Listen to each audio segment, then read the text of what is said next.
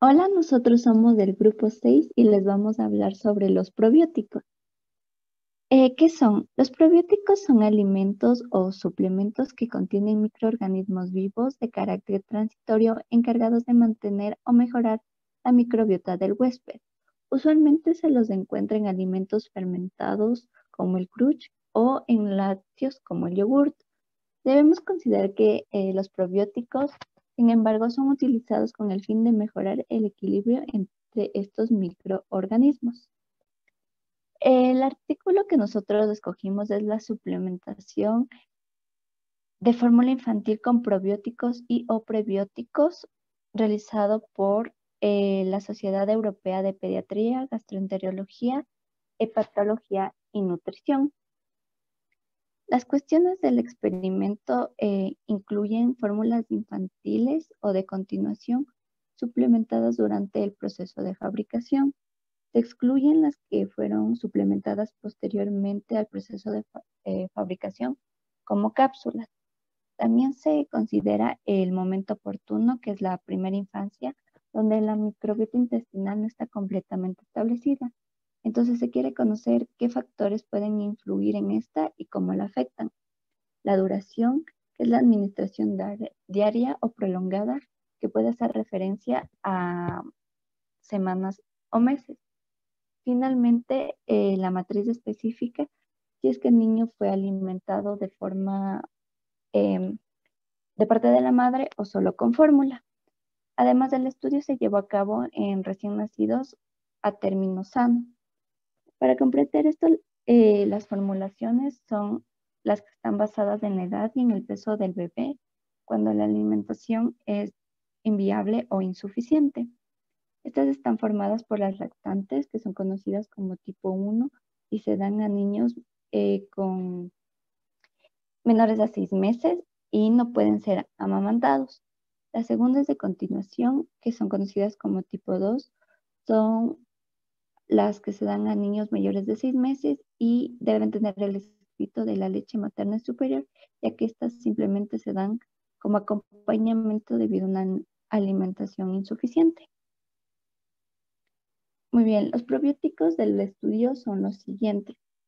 Tenemos la B-lactis, que es una gran positiva anaeróbica y se destaca debido a su tolerancia a medios ácidos y temperaturas superiores, además de su capacidad de digerir la lactosa y macronutrientes. Es beneficioso ya que ayuda a la salud del intestino y estimula sus movimientos. La Streptococcus thermophilus es una gran positiva aerobo facultativa. Es parte de las bacterias acidolácticas. Se caracteriza por su capacidad de transformar la lactosa en ácido láctico, además de evitar infecciones como por la Heliobacter pylori, además de que está aprobada por el GRAS y es usada como saborizante y texturizante. La Lactobacillus helveticus Johnson son gran positivos anaerobios facultativos y son usados como suplementos diarios debido a su carácter bactericida, lo que permite que evita la presencia de patógenos como la EHEC, ya que impide que las células se unan a las mucosas del intestino. A continuación tenemos la Bifidobacterium longum, que es una bacteria gram positiva presente en el tracto gastrointestinal humano y es considerada una de las primeras bacterias en el tracto gastrointestinal de los bebés. Producen un ácido láctico para la prevención de organismos patógenos. Tenemos los Lactobacillus rhamnosus, que son los primeros probióticos reductores capaces de modular la flora intestinal.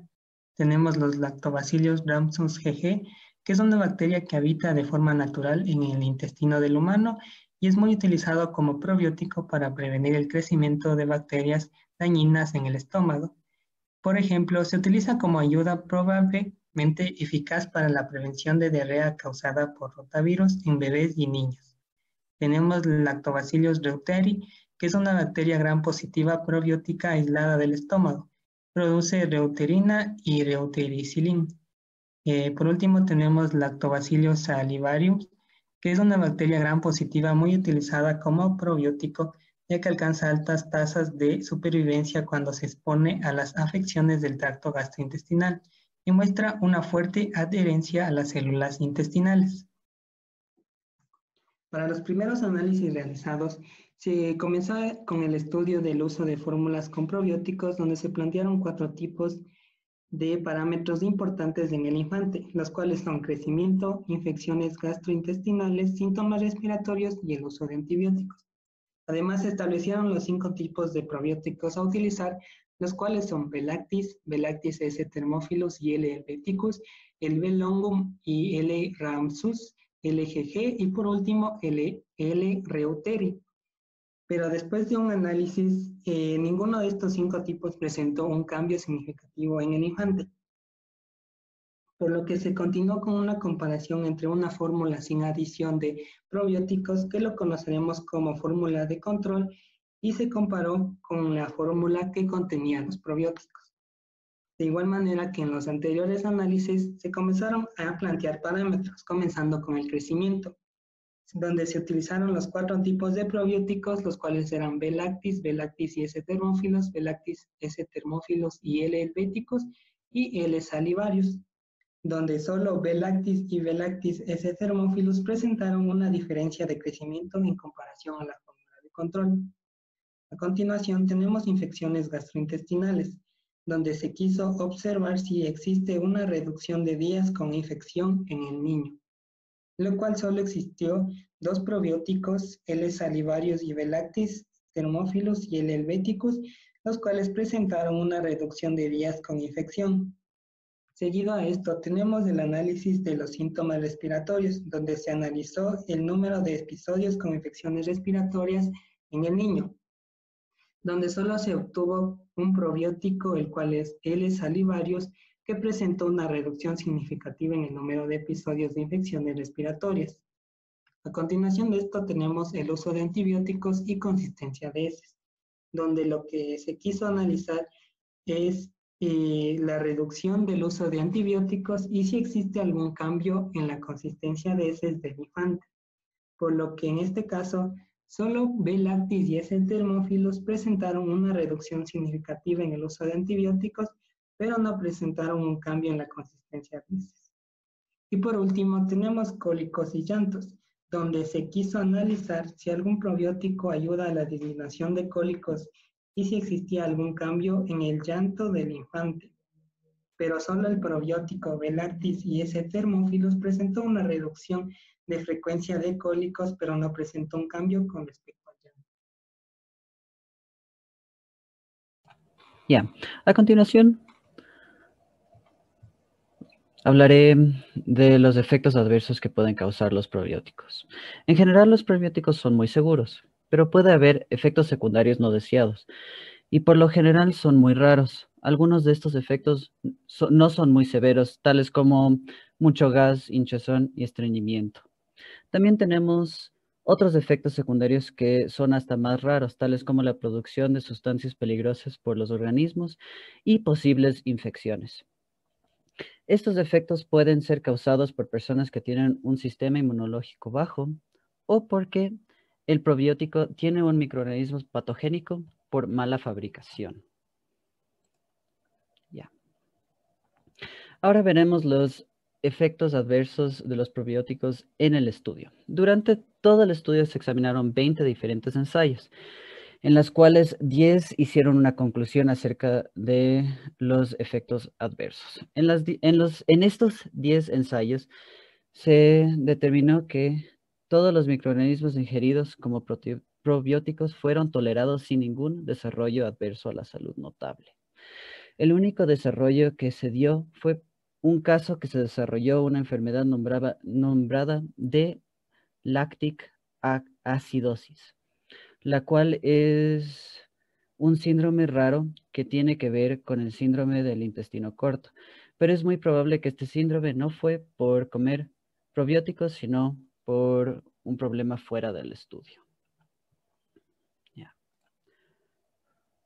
A continuación, explicaré las recomendaciones que fueron propuestas por el estudio.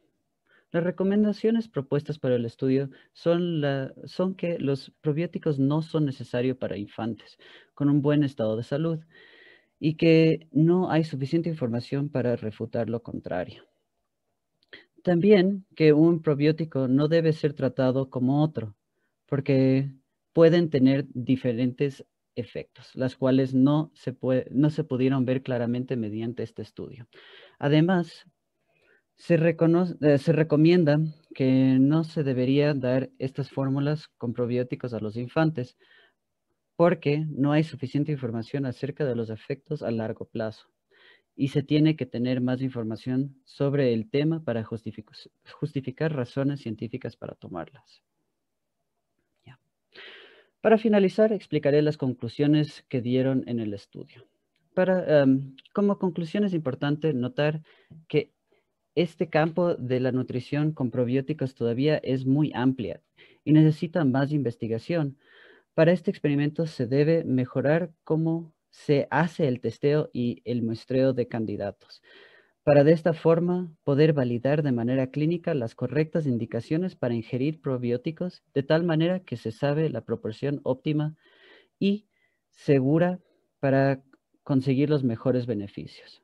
Además, para lograr que esto se debería encontrar financiamiento de entidades gubernamentales o internacionales para de esta manera tener mejores recursos y poder mejorar la metodología con más facilidad. Muchas gracias.